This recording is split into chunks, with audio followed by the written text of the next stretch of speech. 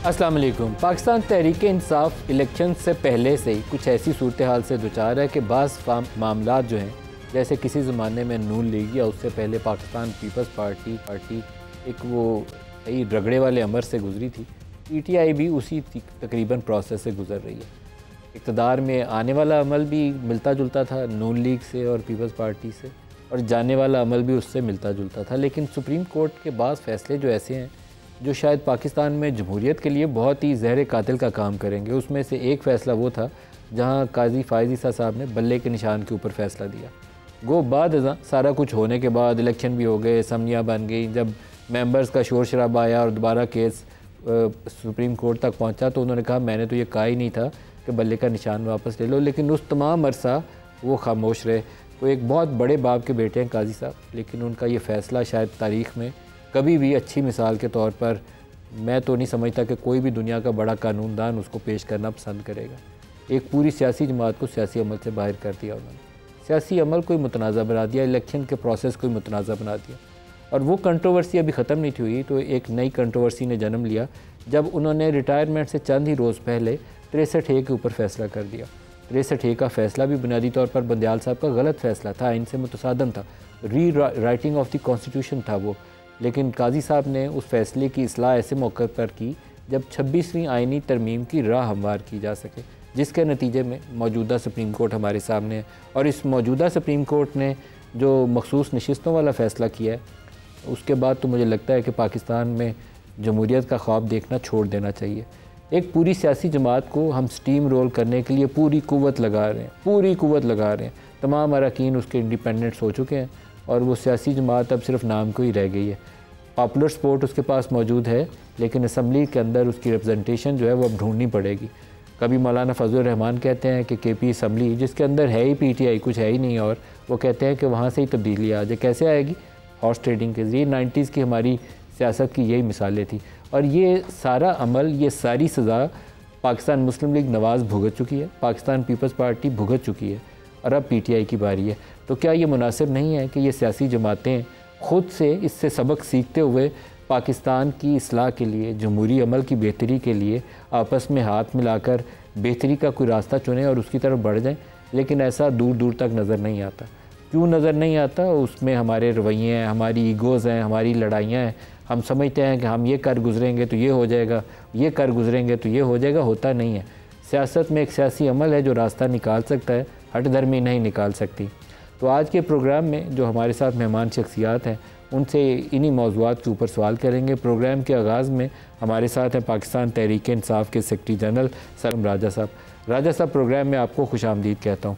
सबसे पहले तो अपनी एहतजाजी तहरीक का ही बता दीजिए कि वो कब शुरू होनी है, क्या उसकी शक्ल होगी, वो 5 अगस्त कब आनी है या कब शुरू होनी है, ये भी बता दीजिएगा। देखिए नदीम साहब, जैसा कि आपने बयान किया, हम अपनी तारीख़ के एक इंतहाई तारीख दौर से गुज़र रही हैं और इस दौर में आवाज़ बुलंद करना, इकट्ठे आवाज़ बुलंद करना, सड़क पे चलना, जो हमारे बुनियादी आइनी हुकूक हैं, आर्टिकल 15, आर्टिकल 17, आर्टिकल 19, अब हम पे फ़र्ज़ हो चुका है। तो ये एक अमल है जिसको हम बिल्कुल जारी करना चाहते हैं। हमें नज़र ये आता है कि अदालतों से अब कोई इंसाफ की तवक्को रखना बेसूद है। हम ये समझते हैं कि पूरे निज़ाम को अब एक आलाए जुर्म बना दिया गया है, आइन के ख़िलाफ़, जमहूरियत के ख़िलाफ़, पाकिस्तान की अवाम की आवाज़ के ख़िलाफ़। तो पाकिस्तान की अवाम ने यह फ़ैसला करना है, आपने, मैंने ये फ़ैसला करना है कि क्या हमने इस जबर के तहत ज़िंदगी गुजारनी है, झूठ और फ़रेब के तहत ज़िंदगी गुजारनी है, या हमने अपनी आवाज़ को बुलंद करना है। पाकिस्तान के हर ख़ित्ते में हम समझते हैं इस वक्त जुल्म बरपा है। हर ख़ित्ते में लोगों को निकलना चाहिए, आवाज़ बुलंद करनी चाहिए और आइन और कानून के मुताबिक। देखिए, हमारी पूरी जो तहरीक आज़ादी थी वो सड़क पर लड़ी गई, वो ऐवानों में भी लड़ी गई, वो तकरीर के ज़रिए लड़ी गई, वो चलने के ज़रिए लड़ी गई। वो गांधी जी की सियासत हो या कायद आज़म की सियासत हो, सियासत बंद कमरों में नहीं होती, सियासत आवाम के बीच खड़े होकर होती है। और वो हुकूक जो अंग्रेज़ ने हमें दिए, अंग्रेज़ साम्राज्य ने दिए, आज वो हमें पाकिस्तान में नज़र नहीं आते। सड़क पर चलने की सूरत में आप पे झूठी FIR काटी जाती हैं, मारा पीटा जाता है, गोली चलती है। ऐसी चीज़ शायद कई 100 सालों बाद पाकिस्तान या इस खित्ते में अब हमें नजर आ रही है इस किस्म की बर्बरियत। एक्शन रीप्ले है सर, पाकिस्तान की आवाम को आवाज देते हैं। एक्शन रीप्ले है, एक्शन रीप्ले है। आप पीटीआई के दौर में जो FIR काटी थी, मुझे याद पड़ता है कि वो आज़ाद कश्मीर के सदर समेत एक प्रोटेस्ट कॉल में नून लीग की सारी क़यादत के ऊपर वो बगावत की FIR काट दी थी। तो अच्छी मिसाल वो भी नहीं थी, अच्छी मिसाल ये भी। देखिए ये अमल होता रहा है, बिल्कुल नहीं थी। देखिए ये 80 की दिहाई में पीपल्स पार्टी के खिलाफ हुआ, ये 90 के इलेक्शन को लूटा गया, जिसके हवाले से असगर खान साहब ने मुकदमा दायर किया। मैं असगर खान साहब का वकील था। हमने पीपल्स पार्टी के हक के लिए साल साल जद्दोजहद की कि ये इलेक्शन नहीं लूटे जाने चाहिए, आइंदा ये नहीं होना चाहिए। लेकिन इस वक्त हमें नजर ये आता है कि हम एक इंच भी आगे नहीं बढ़ सके। पाकिस्तान उसी गिरदाब में फंसा हुआ है, उसी तारीकी में डूबा हुआ है जो 50 की दिहाई से हम पर मुसल्लत है। तो हम सबको, मैं समझता हूं आपने ठीक कहा कि एक नई शुरुआत की कोशिश करनी चाहिए, आगे बढ़ने की कोशिश करनी चाहिए। इसके लिए हमें एक दूसरे का साथ भी देना चाहिए, पाकिस्तान की आवाम को हमें पुकारना होगा, वरना कोई बात सुनने को तैयार नहीं है। हम तो चाहते हैं कि आगे तो आप बढ़ नहीं रहे, आपकी जमात के अंदर इन फाइटिंग है और आप एक दूसरे से बरसरे पेकार हैं पार्टी के अंदर ही। बाहर तो आपने चलो तबाजमाई करनी है, पार्टी के अंदर बहुत इन फाइटिंग है और हर शख्स दूसरे की तरफ उंगली उठाता है, हर शख्स पूरी पार्टी में। उससे मेरा नहीं ख्याल, मैं अर्ज करूं, देखें उससे थोड़ी सी मायूसी पैदा होती है, लेकिन बिलाखिर पाकिस्तान की आवाम जो है वो एक नज़रिए के साथ मैं समझता हूं जुड़ चुकी है, और वो नज़रिया यही है कि हमने इंसानों को हकीर नहीं समझना। जब आप वोट को चुराते हैं तो आप इंसानों को हकीर समझते हैं, उनकी सर आप मेरे सवाल से, ये बड़े मामले, आप मेरे सवाल से जान छुड़ा रहे हैं। ये आपकी जमात के अंदर जो इन फाइटिंग है वो आपकी कॉज को डैमेज कर रही है और आप उस इन फाइटिंग से पीछे नहीं हट रहे हैं। आपकी पूरी क़यादत एक दूसरे की तरफ उंगली उठाती है। आप ठीक कह रहे हैं, लेकिन इसके बावजूद मैं ये समझता हूं कि हमारा नस्बुलैन, हमारा मकसद इतना बड़ा है कि जो छोटी छोटी ज़ाती, एक तरह से आप कह लीजिए अना की जो जंग हो जाती है, कोई टकराव हो जाता है, मुझे दावतनामा नहीं आया, मुझे यहाँ नहीं बिठाया, मुझे वहाँ बिठाया, वो इतनी छोटी नौइयत की गुफ्तगू है कि जिस तारीखी अमल से हम गुजर रहे हैं, मेरी नज़र में वो गुफ्तगू कोई मानी नहीं रखती, उसका कोई वजूद नहीं है। सर ये वो है, बहुत छोटे लोग हैं ना, हम आपस में लड़ते हैं। हाँ ये बात आपने सही कही है कि हम छोटे लोग हैं, आपस में लड़ते हैं, ये बात आपकी ठीक है। लेकिन मैं आपको एक स्टेटमेंट सुनाता हूँ। अली मीन गंडापुर साहब क्या कह रहे हैं और आपकी मां ने क्या कहा था और बाकी क़यादत ने क्या कहा था और आलिया ने क्या कहा था, अली मीन उसके जवाब में क्या कह रहे हैं, दिखाइएगा। सुन लो रियासत के ठेकेदारों कि आज से 90 दिन शुरू हो गए और 90 दिन के बाद 91वें दिन या तो हम नहीं या फिर तुम नहीं, या तो हम नहीं या फिर तुम नहीं। वो शख्स वो आदमी कहता है कि पाकिस्तान के लिए मैं मुज़ाकरात के लिए तैयार हूँ। तुमने हमारे ऊपर ठीक ठाक जबर किया है, हम तो बर्दाश्त कर गए, फिर ये मम्मी डैडी शायद बर्दाश्त ना कर सके। इमरान खान ने 5 अगस्त की कॉल दी थी, लेकिन आप 90 दिन की आगे बात कर रहे हैं। कारकुन ये कह रहे हैं कि आप इस वक्त कारकुनों को गुमराह कर रहे हैं। इमरान खान ने कहा 5 अगस्त तक पीक पे लेके जाए, तो हमने काम शुरू कर दिया है। 5 अगस्त तक वो पीक पे जाएगी, इसी पीक पे हमने जा सकते हैं, हमें कामयाबी दे इंशाल्लाह, सब हमारी मदद करेंगे उसमें, क्योंकि जंग पाकिस्तान की। और बाकी तो जो बयानात आए, लेकिन शेख वकास अकरम साहब की जो ऑडियो लीक आई उसने तो उसके ऊपर जलती पे तेल वाला काम कर दिया, वो भी दिखा दें। मेरा जो आपको मैसेज था उसको सयाको सबाक के बगैर आपने मीडिया को फीड किया है। This is outrageous. इस किस्म की खातून है कि जो आपसे बात की जाए वो आप मीडिया को आगे फीड कर दें। आपने उनको बताया कि ये बात मैंने किस बात के जवाब में दी, और क्या आपने उनको बताया कि वो मीटिंग हो रही है सीसी की और सीसी में क्या फैसला हुआ, बताया आपने उनको? आप लोग इतने मीडिया हंगरी हैं, इतनी आपको वो चाहिए, अटेंशन चाहिए। राजा साहब इस तरह के बहुत सारे बयानात है, मैं अलीमा खान का सुना सकता हूँ, बाकी लोगों के सुना सकता हूँ, सब में उंगलियां एक दूसरे की तरफ उठती नजर आती। ये दुरुस्त है।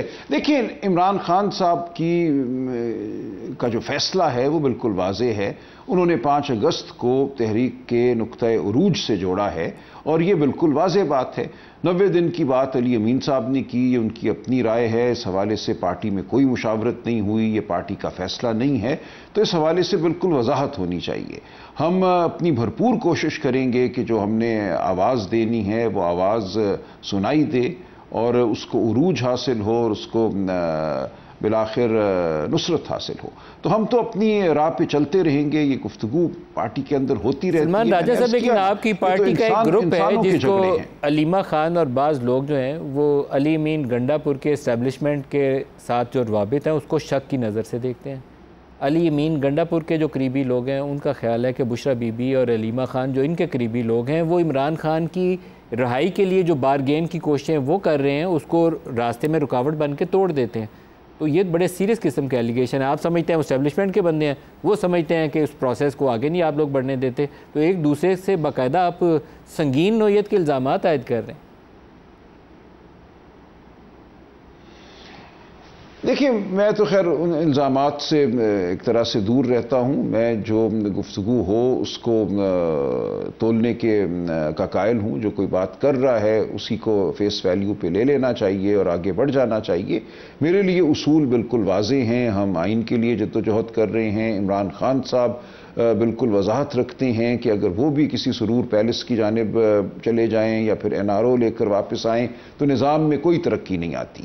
जिन लोगों ने माजी में ये किया उन्होंने पाकिस्तान को वहीं छोड़ा जहां पाकिस्तान इतनी दिहाइयों से है, वही तारीकी, वही गिरदाब जिसका मैंने जिक्र किया। अगर हमने इस गिरदाब से निकलना है, अगर हमने आगे बढ़ना है तो हमें कुर्बानियां देनी होंगी। इमरान खान इसीलिए डटे हुए हैं, वरना वो भी लंदन जा सकते हैं, उन्हें भी कहीं कोई महलनुमा रिहाइश का मिल सकती है। वो इसलिए नहीं ये चाहते कि वो ये समझते हैं कि ऐसा करने से पाकिस्तान आगे नहीं बढ़ेगा, पाकिस्तान की तारीकी में इजाफा होगा। हमें पाकिस्तान को अगर आगे लेकर जाना है तो हमें इमरान खान का जो नज़रिया है और जिस चीज़ के लिए वो खड़े हैं उसको समझना है और उसके साथ जुड़े रहना है। अच्छा, ये बताएं कि इमरान खान के बेटे कब पाकिस्तान आएंगे? देखिए, उनको आना चाहिए और वो किसी वक्त भी आ सकते हैं। इसकी कोई तारीख इस वक्त मुतय्यन नहीं है। मैं समझता हूं कि पाकिस्तान में हर चंद सालों के बाद, आपने खुद हवाला दिया, सियासी जमातों पर एक बाकायदा मुनज़्ज़म हमला होता है। सियासी जमातों को तोड़ा फोड़ा जाता है, उनको बुलूगत तक पहुंचने नहीं दिया जाता, इदारों को तहस नहस कर दिया जाता है, वो अदलिया हो या वो पार्लिमान हो। ऐसे में यही रह जाता है ख़ानदान की ताकत। लोगों का एतबार जो है वो लोगों से उठाया जाता है, किसी की भी हुर्मत जो है कायम नहीं रहने दी जाती। और ये एक सोची समझी मनसूबा साजी है। जब मैं पाकिस्तान की तारीख पढ़ता हूँ 1948 से आगे, मुझे यही प्लेबुक नजर आती है। कब तक तवक्को रखते हैं? बार-बार आज़माया कब तक तवक्को रखते हैं कि वो दोनों बेटे पाकिस्तान किसी वक्त? मैं कोई तारीख नहीं दे सकता। वो किसी वक्त भी आ सकते हैं। उनका हक है कि अपने वालिद के लिए जद्दोजहद करें, लेकिन 5 अगस्त से पहले ये आपकी तवक्को है? मैं ऐसा कुछ नहीं कह रहा, मैंने कोई तारीख आपको नहीं दी। लेकिन यू आर एक्सपेक्टिंग कि वो पाकिस्तान आएंगे, ये लाजमी फैसला है? जी, मेरी शायद ये ख्वाहिश है और मैं समझता हूँ वो आएंगे, लेकिन कब आएंगे मैं नहीं कह सकता। आपको एक मौलाना फजलुर रहमान साहब का स्टेटमेंट सुनाता हूँ, फिर आपसे मैं KP जहाँ पर हैं ही PTI वाले, कोई और तो है ही नहीं, डोमिनेट ही नहीं करता उस असम्बली में, फिर आपसे उसका जवाब भी चाहूँगा। दिखाइएगा मौलाना साहब ने क्या कहा। सूबे में तब्दीली आए, PTI के अक्सरियत के अंदर ही आए, वही लोग अपनी तब्दीली जो है सूबाई हुकूमत के लिए आए तो वो ज़्यादा बेहतर होगा बनिस्बत इसके कि अपोजिशन जो है मुतहर्रिक हो। हमारे सूबे की अक्सरियत जाली है, धांधली की पैदावार है। इस मुस्तकबिल का इलाज एक ही है कि जमीयत उलमा इस्लाम की हुकूमत कायम करो। न रिश्वत रहेगी, न भत्ते रहेंगे, न बदअमनी रहेगी, मुलाजमतों के दरवाजे खुल जाएंगे, मईशत बेहतर हो सकेगी। जी राजा साहब, आप इस मौलाना फजलुर रहमान के बयान के ऊपर क्या कहेंगे? वो तो आपके अंदर से तब्दीली करके JUI की हुकूमत बनाना चाहते हैं। जी, उनका इशारा यही है ना कि कोई फॉरवर्ड ब्लॉक बनाया जाए, कोई लोगों को हॉर्स ट्रेडिंग के ज़रिए तोड़ा जाए, खच्चर पैदा किए जाएं। तो ये तो हमारी पुरानी रविश है ना।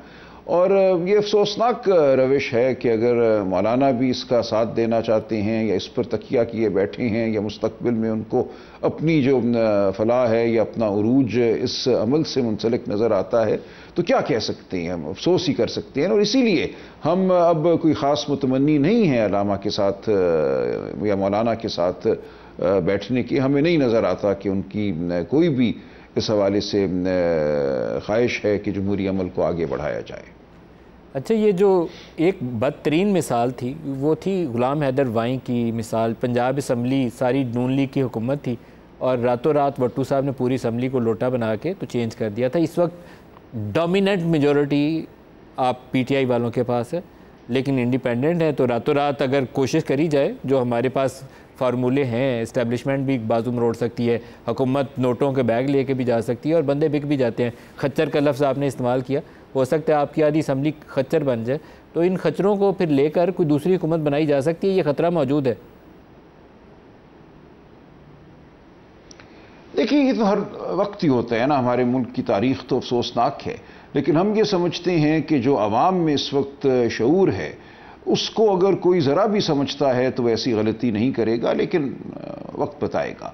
इस वक्त पाकिस्तान का नौजवान और पाकिस्तान के दीगर लोग जो शायद अब नौजवान नहीं हैं, वो बिल्कुल जमहूरियत से वाबस्ता हो चुके हैं। उन्होंने इमरान खान की शक्ल में एक उनके लिए एक इस्तारा है, उनके लिए एक उम्मीद की किरण है। तो मुझे नहीं लगता कि इस किस्म के हरबे कामयाब होंगे, लेकिन बिल्कुल ये कोशिश की जा सकती है और क्या नतीजा निकलता है ये मुस्तकबिल हमें बताएगा। एक लास्ट क्वेश्चन आपसे पूछ लूँ, पाक भारत जंग के पीक पे लगता ये था कि कुछ सॉफ्ट कॉर्नर मौजूद है और उस सॉफ्ट कॉर्नर को शायद अवेल करने के लिए पीटीआई थोड़ा सा आगे पीछे पसो पेश से काम लिया, रिलक्टेंट हो गए इमरान खान। आपको लगता नहीं है कि ये एक वंस अगेन मिस्ड अपॉर्चुनिटी थी? नहीं, मुझे नहीं लगता। देखिए, इमरान खान साहब बिल्कुल इस हवाले से वाज़ेह राय रखते हैं कि जो इलेक्शन पे 8 और 9 फरवरी की रात हमला हुआ और जो अमल उस दिन किया गया, ये निज़ाम उस अमल पर खड़ा है और किसी सूरत ये निज़ाम अपने जुर्म का एतराफ़ करने को तैयार नहीं है। इस निज़ाम की ख्वाहिश सिर्फ यही है कि मिट्टी डाल दी जाए, 3-4 साल के लिए खामोशी हो जाए और बात आगे बढ़ जाए। इस निज़ाम में कोई ये इदराक नहीं है कि एक बहुत बड़ा जुर्म उस दिन सरजद हुआ और पाकिस्तान की आवाम जो है वो बेजार है इस निज़ाम से। पाकिस्तान की आवाम को धुतकारा गया है। इस निज़ाम को शायद अभी तक इस बात का अंदाज़ा नहीं है। तो इमरान खान नहीं समझते कि उन्हें इस निज़ाम का हिस्सा बनना है या इस निज़ाम से कोई उनको नरमी की तवक्को रखनी चाहिए या नरमी हासिल भी करनी चाहिए, क्योंकि जो उसूल जिसके लिए वो खड़े हैं उस उसूल को पामाल करके नरमी हासिल करना बिल्कुल एक बेसूद अमल होगा और पाकिस्तान उसी दलदल में खड़ा रहेगा जहां पाकिस्तान। सलमान अकरम राजा साहब, सेक्रेटरी जनरल पाकिस्तान तहरीक इंसाफ, ने हमें ज्वाइन किया। बैरिस्टर दानियाल चौधरी, पार्लिमानी सेक्रेटरी इत्तलात व नशरियात हमारे साथ हैं, और शेर अफजल मरवत साहब जो बुनियादी तौर पर तो पीटीआई से थे लेकिन अब पीटीआई ने खुद अपना ताल्लुक उनसे तोड़ दिया, तो सीनियर पॉलिटिशियन वो हमारे साथ हैं। दोनों को खुशामदीद कहते हैं। बैरिस्टर दानियाल साहब, राजा साहब की बातों से एक दो चीज़ें बड़ी क्लियर नज़र आती हैं। एक तो वो प्रोटेस्ट करना चाहते हैं लेकिन जमात के अंदर बहुत इन फाइटिंग है। वो इमरान खान के दोनों बेटों को चाहते हैं पाकिस्तान आए और इस तहरीक को लीड करें। आपको लगता है कि कोई बेनज़ीर भुट्टो जैसी मिसाल बेनज़ीर आई थी तो वो मुझे पता है ज़िया दौर के अंदर पूरी एक वेव थी सड़कों के ऊपर, या मरियम नवाज़ ने जब नवाज़ शरीफ के ऊपर सख्ती थी तो जनरल फैज़ का नाम ले लेकर उन्होंने जलसे जुलूस किए थे और बड़े धड़ल्ले से किए थे। क्या ऐसी तहरीक कोई मोमेंटम ऐसा बिल्ड कर सकते हैं इमरान के बेटे? बिस्मिल्लाहिर्रहमानिर्रहीम, शुक्रिया जी for having me on the show Nadeem sahab. अच्छा नदीम मलिक साहब, पहली चीज़ जो है जो सलमान अकरम राजा साहब कह रहे थे कि देखें इनकी जमात में दो बयानिए हैं। एक जो इमरान खान की तरह का है, नफ़रत, तफरीक, जलाओ, घेराओ, आग लगाओ मुल्क को, और एक वो बयानिया है जो इमरान खान के बयानिए को अपने कंधों में उसको अपना बोझ समझते हैं और उठाने के लिए तैयार नहीं है। और वो मेजॉरिटी की जो उनकी जमात है वो लिप सर्विंग तो शायद कर रही है लेकिन इन प्रैक्टिकलिटी में दे आर नॉट रेडी। और वो इसलिए नहीं रेडी कि वो पाकिस्तान में होने वाले जो हालात रहे हैं पिछले कुछ अदवार में, और ख़ास तौर पे जो रीजनल पॉलिटिक्स है, वो लोग बिलीव करते हैं कि हम इस टाइम में अपनी अफवाज के साथ खड़े हों, अपने मुल्क के साथ खड़े हों, अपने बॉर्डरों के साथ खड़े हों, अपने जवानों के साथ खड़े हों, अपने शहदाओं के फैमिली के साथ खड़े हों, ना कि दूसरी साइड के साथ खड़े हों, ना कि गद्दारी और जलाओ और गिराओ के साथ खड़े हों। तो ये दो बयानी हैं।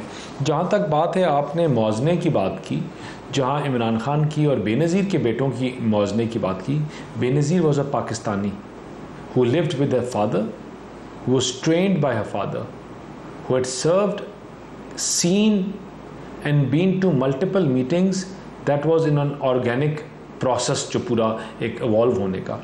अब इमरान खान साहब के जो बच्चे हैं, पहली चीज़, क्या आपको आइन इजाज़त देता है कि जब आप पाकिस्तानी नहीं हैं, आप पाकिस्तानी शरीयत नहीं रखते, आप पासपोर्ट नहीं रखते, तो आप किसी और मुल्क के करंदे हैं और अपने मुल्क में आकर आपको अलाउ करेगा कि पाकिस्तान के आप इधर आके तहरीक चलाएं जो मुल्क के ख़िलाफ़ हो। दूसरी चीज़, क्या जब नॉन स्टेट एक्टर्स पाकिस्तान में इस तरह की तहरीक या चीज़ चलाएं तो क्या वो बगावत के ज़ुमरे में आते हैं? क्या वो किसी और चीज़ों के ज़ुमरे में आते हैं, देयर मल्टीपल थिंग्स। फिर इसके बाद है कि अगर वो आना चाहते हैं अपने वालिद साहब को मिलने के लिए तो the doors are open, we are more than welcome to entertain them, to support them. लेकिन कोई ये समझे कि इस टाइम आकर पाकिस्तान जो पहले ही इतने बहरानों से गुजरा है उसको डिस्टेबलाइज करने की कोशिश करेगा।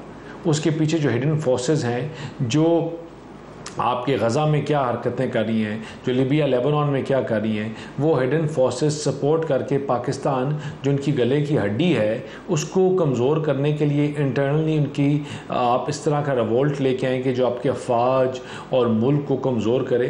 That I don't think so the law enforcing agencies this country itself will allow और कैन अफोर्ड। तो आप क्या करेंगे, गिरफ्तार करेंगे? नहीं, अगर आपने वालिद साहब को मिलने आते हैं तो बिल्कुल आएँ, मिलें, करें। और अगर वो तहरीकी और उसके ऊपर जब करना चाहते हैं, I don't even think so कि वो आएंगे। लेकिन अगर कभी आते हैं हाइपोथेटिकली तो वो कहते हैं अंग्रेज़ी में will cross the bridge when we get there, तो जब आएंगे फिर उसको एड्रेस किया जाएगा जो कानून और आइन कहता है। आप क्या सोचते हैं शेर अफजल मरवत साहब, क्या इमरान के बेटे वो बेनज़ीर वाली वो मिसाल दोहरा सकते हैं या मरियम नवाज़ की मिसाल दोहरा सकते हैं? दोनों ने किया। मरियम नवाज़ ने अपने वालिद के लिए किया, बेनज़ीर भुट्टो अल्लाह उनकी मग़फ़िरत फरमाए उन्होंने अपने वालिद के लिए किया। क्या इमरान के बेटे वैसी तहरीक चला सकते हैं? नदीम साहब, मुझे आपकी आवाज़ साफ सुनाई नहीं दी, दोबारा सवाल कीजिएगा प्लीज़। शेर अफजल मरवत साहब, बेनज़ीर भुट्टो अल्लाह उनको जन्नत नसीब फरमाए, उन्होंने बड़ी ताकतवर किस्म की एक कम बैक की थी पाकिस्तानी सियासत में और अपने बाप के लिए उन्होंने वो कही थी कि जनरल ज़िया को हिला के रख दिया था। मरियम नवाज़ ने नवाज़ शरीफ के लिए वैसी तहरीक चलाई और बड़ी ताकतवर तहरीक चलाई। क्या इमरान के बेटे वैसी तहरीक चला पाएंगे? बहुत शुक्रिया। मैं नहीं समझता हूँ कि खान साहब के बेटे पाकिस्तान आएंगे, क्योंकि बेनज़ीर भुट्टो तो शहीद ने जिस वक़्त तहरीक चलाई उस वक़्त जो है बुनियादी इंसानी हकूक़ की पामाली मरशला होने के बावजूद इतनी ज़्यादा नहीं। और इसी तरह जब मोहतरमा मरियम नवाज ने तहरीक चलाई तो हालात ये नहीं थे जो आजकल पाकिस्तान में है। मैंने इनको सुना है, लेकिन खुद मैं इन हालात से होके गुजरा हूँ। मुझ जैसे आदमी पे बगावत का मुकदमा है, रियासत से जंग का मुकदमा है, रेंजर्स के कत्ल का मुकदमा है, दुनिया जहान का झूठ जो है उसका अंबार मुझ पे फेंका गया है। 57 FIR मेरे खिलाफ दर्ज हुए हैं और मैं वकील हूँ सुप्रीम कोर्ट ऑफ पाकिस्तान का। इस निज़ाम में एक जज की हैसियत से फरज़ अंजाम दिए हैं, लेकिन जितनी झूठ के साथ जो है मुखालिफिन को जिस तरीके से चुन चुन के निशाना बनाया जा रहा है, और फिर 26 नवंबर को जो हुआ एहतजाजी सियासत पे जो कारी ज़र्ब लगाई गई, ये सिर्फ PTI की एहतजाजी सियासत नहीं है, ये आइन आर्टिकल 16 हक देता है हर पाकिस्तानी को, और वक्त आगे बताएगा। इसी एहतजाज की सियासत की ज़रूरत नून को भी पड़ सकती है, पीपल पार्टी को पड़ सकती है। लिहाजा आज अगर इन रवैयों की हम इजाज़त देंगे, और तीसरा इन्होंने कहा मुल्क को अफवाज पाकिस्तान के साथ तो हम हमेशा भी जंग की हालत थी, तो आपने देखा PTI भी कड़ी हुई, पूरी मुल्क अवाम जो है इनकी पुष्ट पे खड़ी हुई। लेकिन इस मुल्क को जो सबसे ज्यादा जरूरत है वो तो इंसाफ की जरूरत है, बुनियादी इंसानी हकूक के तहफ़्फ़ुज़ की जरूरत है, फेयरनेस की जरूरत है। ये कब तक हम मुखालिफिन को जो है ये ताने देंगे जी गालम गलोच या गिराओ जलाओ? आप अगर लोगों को हक नहीं देंगे, जबरदस्ती पाबंद सलासिल रखेंगे, मैंडेट चोरी करेंगे, इंसाफ जो है वो शजर ममनुआ बन जाएगा, तो आप लोगों से एहतजाज का हक भी छीनना चाहते हैं। कुरान करीम में खुदावंद करीम के अहकामात हैं कि जब जुल्म हो तो जालिम के खिलाफ चीख चीख के बोलो, यानी कि जालिम के खिलाफ। और ये जो मुल्क में हो रहा है, असल नुकसान तो रियासत का, रियासत की असास का यही है। खान के बेटे अगर ऐसे हालत में आते हैं, मैं बारहा कह चुका हूँ कि ये इंतहाई मुतनाज़ा बयान था जो मोहतरमा अलीमा खानम ने दिया। खान को जितना मैं जानता हूँ, और फिर उनकी साबिक़ अहलिया जमायमा, ये कतई जो है ऐसे हालत में पाकिस्तान में अपने मासूम बेटों को नहीं भेजेंगे कि जाएं और सियासत जो है ऐसे हालत में जिम्मेदारियां संभाले जब गोली किसी में शनाख्त नहीं करती है। एक ब्रेक ले लूं, बहुत करीब आ गई है, ब्रेक से वापसी पे मैं दोबारा इसको कंटिन्यू करूंगा, हमारे साथ रहिएगा।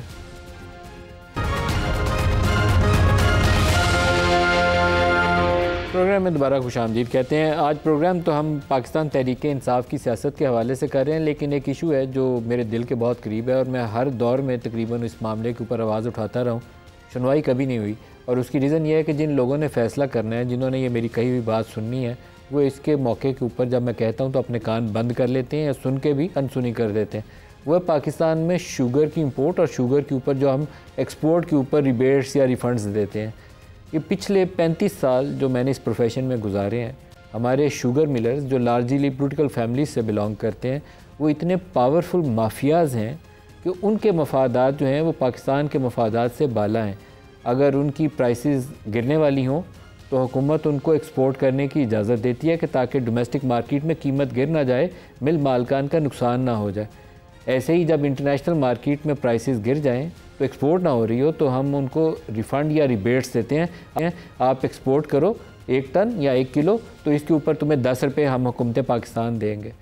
ये सूरत हाल, इसी मौके के ऊपर इस हुकूमत ने भी फ़ैसला किया कि हम शुगर की एक्सपोर्ट की इजाज़त दे देते हैं क्योंकि कीमतें नीचे आ रही हैं।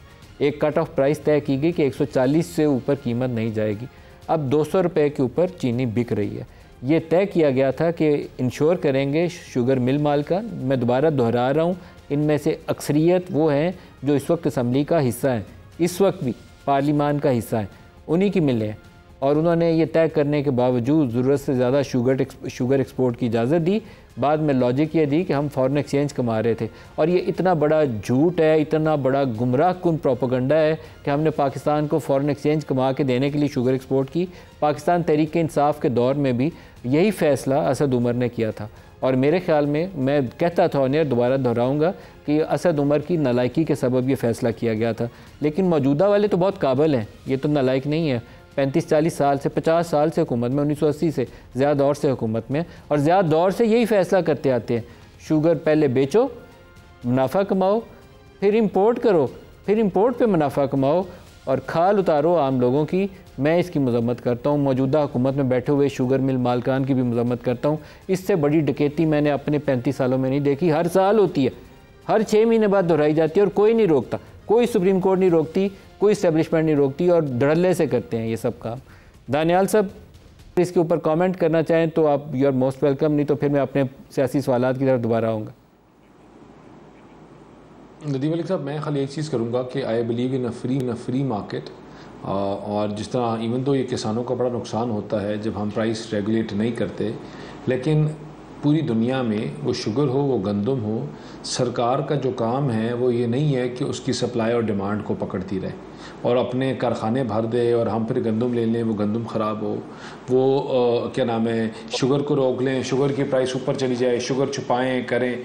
लेकिन जो मैं आपकी एक चीज़ से एग्री करता हूँ कि जो उसको इंपोर्ट का मैकेनिज़्म है, अगर शॉर्टफॉल हो तो इंपोर्ट का मैकेनिज़्म है वो उसको आपको रेगुलेट करना चाहिए या इंपोर्ट कर सके अगर आप चाहते हैं।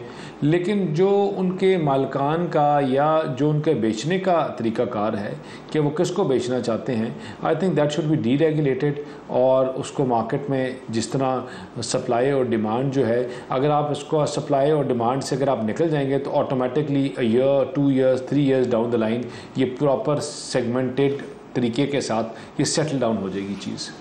सही है। मरूर साहब, दोबारा सियासी सवाल की तरफ ही आते हैं। तहरीक-ए-इंसाफ का मुस्तकबिल क्या है?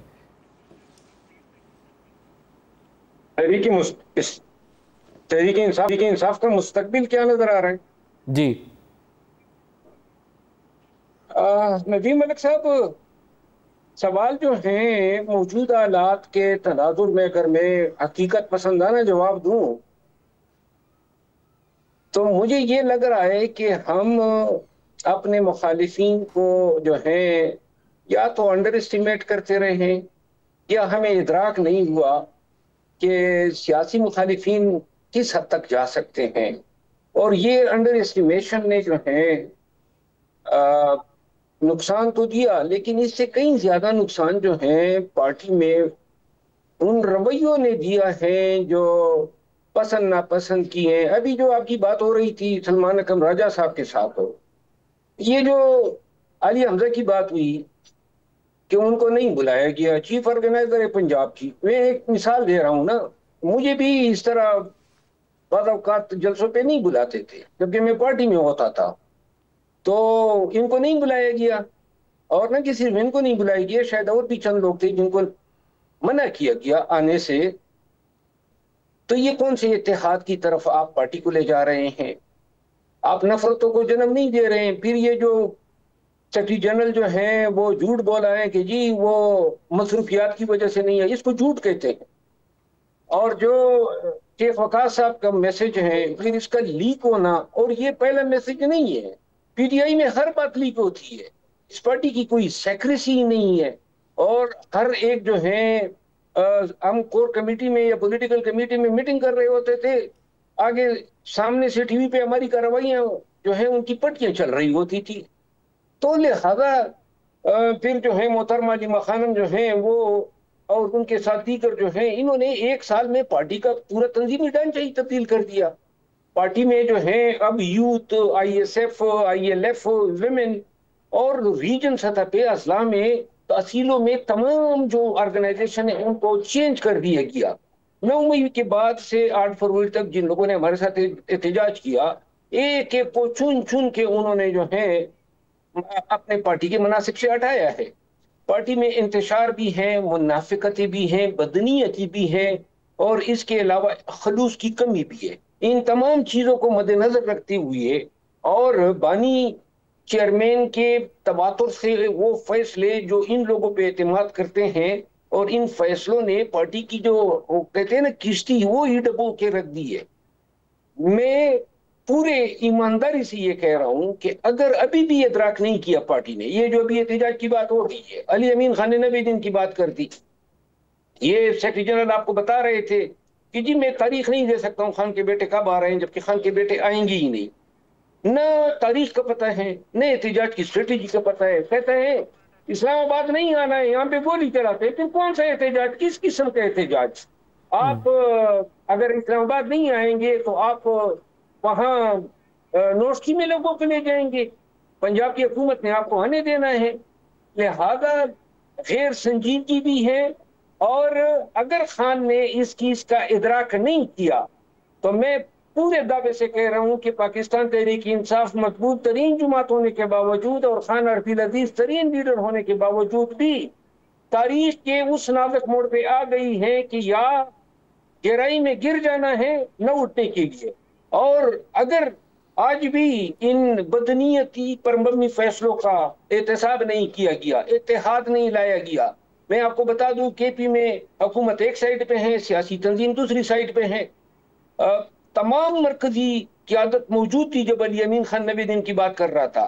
पार्टी की सोशल मीडिया अली अमीन खान के पीछे पड़ी हुई है। पार्टी के एक एक लीडर की उन्होंने जो है ऐसी हजीमत बनाई है कि किसी को एक पर भी विश्वास या यकीन नहीं हो रहा है। इन हालात में अगर आज भी एहतसाब नहीं होता है, मुझे ना तो कोई तहरीक चलती हुई नजर आ रही है, ना इनकी कामयाबी नजर आ रही है। दानियाल साहब से भी इस पे जवाब ले लें। दानियाल चौधरी साहब, आपको लगता है कि PTI एहतजाज करने में और मौसर तरीके से दबाव डालने में कामयाब हो जाएगी?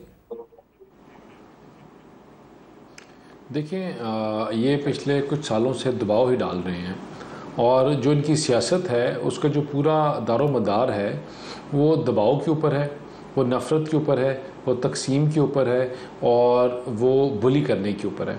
कारकर्दगी के ऊपर, लोगों को इकट्ठा करने के ऊपर, आगे चलाने के ऊपर नहीं है। तो ये अभी तक ही करना चाह रहे हैं और करते जा रहे हैं।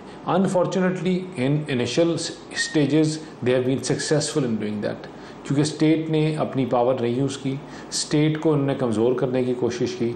लेकिन जूँ जूँ टाइम गुजरता गया तो लोगों ने ये देखा कि हमारे बच्चों के लिए, हमारे आने वाली औलाद के लिए, मुल्क के लिए क्या बेहतर है। क्या हमारे बच्चों के लिए सर पे कफन बांध कर आना का नारा ज़्यादा लगता है, या पाकिस्तान को आगे बढ़ाओ, या पाकिस्तान को मजबूत करो, जिस मुल्क के साथ खड़े हो, ये ज़्यादा मायने रखता है। तो जो लोग सेंस रखते थे और सैनिटी जिनमें प्रिवेल की, उन्होंने इस बयानिए को शायद इमरान खान की सपोर्ट या को छोड़ा या नहीं छोड़ा, लेकिन इस बयानिए को खैराबाद कह दी है और इस बयानिए के साथ खड़े होने के लिए तैयार नहीं है। And majority of the people, मैं आपको बताऊं कि हमारे इर्द गिर्द ये भूत भी बहुत ज़्यादा सवार था, लेकिन अब इवेंचुअली लोगों में ये भूत भी उतर गया। लोग एनालिसिस करते हैं कि जो पिछले 11 साल से केपी में बैठे हैं और केपी का हाल देखें, उन्होंने एक प्रोजेक्ट अगर बड़ा देखें तो वो है मेट्रो का उनका, ठीक है, बीआरटी 6 अरब का नारा लगाया था, हम बनाएंगे, 100 अरब के करीब पहुंच गए, जिसके दरवाजे भी उल्टे लगाए, बाथरूम भी उल्टे रखे। मतलब पीपल हैव रियलाइज्ड कि सिवाय बातों के इनके पास कुछ नहीं है, सिवाय इनकी सियासत का जो मैवर है वो नफरत की बुनियाद के ऊपर है, कारकर्दगी की बुनियाद के ऊपर तो है ही नहीं। ये तो बता ही नहीं सकते कि हमने ये बनाया, ये प्रोजेक्ट बनाया, ये किया, इस तरह हमने एक्सपोर्ट्स बेहतर किए, इस तरह हमने एग्रीकल्चर को फ़रोग दिया। The only thing they can say कि नफरत की बुनियाद के ऊपर इकट्ठा करते हैं, और I don't think so people of Pakistan are ready for it any more. और बैरिस्टर दानियाल चौधरी साहब, शेर अफजल महरोज साहब, अब दोनों का बहुत चलिए, इतना ही इजाज़त दीजिए। अल्लाह हाफ़िज़।